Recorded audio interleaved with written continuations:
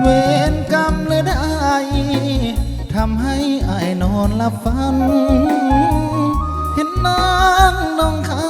นคืนนั้นอายฝันเห็นเจ้าอายคอยโทรหาน้ำตาอายหลังทุกข้าวส่วนอายนี่คิดเห็นสาวเจ้าความหลังเก่าอายบ่ลืมไหลเสียงเพลงอายคนเนื้อนวลได้ยินแล้วหรือเสียงนี้ก็คือเสียงเพลงห้องส่งให้น้องจงจดจำถ้อยคำที่ออกจากใจบ่ได้ลืมน้องไปง่ายๆส่วนหัวใจมอบให้แต่นาหากบุญอายมีศาสตร์นี้คงได้เคียงสองหากเขาสมปองกับน้องบ่มียามหายจะอยู่เคียงสาวฮักเจ้า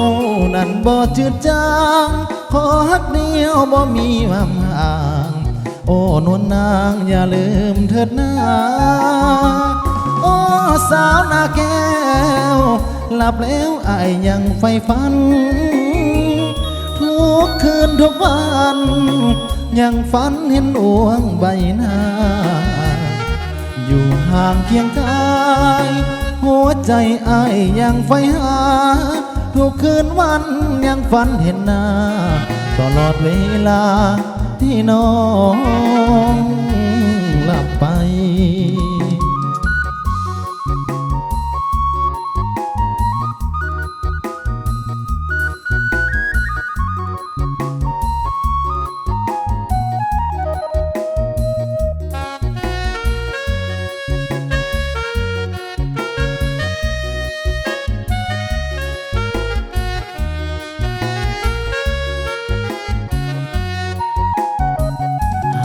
บุญอายมีศาสตร์นี้คงได้เคียงสองหากเขาสมปองกับน้องบ่มียามห่างจะอยู่เคียงสาวฮักเจ้านั้นบ่จืดจางขอฮักเดียวบ่มีวันห่างโอ้นวลนางอย่าลืมเถิดนาโอ้สาวนาแก้วหลับแล้วอายยังใฝ่ฝันทุกคืนทุกวันยังฝันเห็นดวงใบหน้าอยู่ห่างเคียงกายหัวใจอายยังใฝ่ฝันทุกคืนวันยังฝันเห็นหน้าตลอดเวลาที่น้อง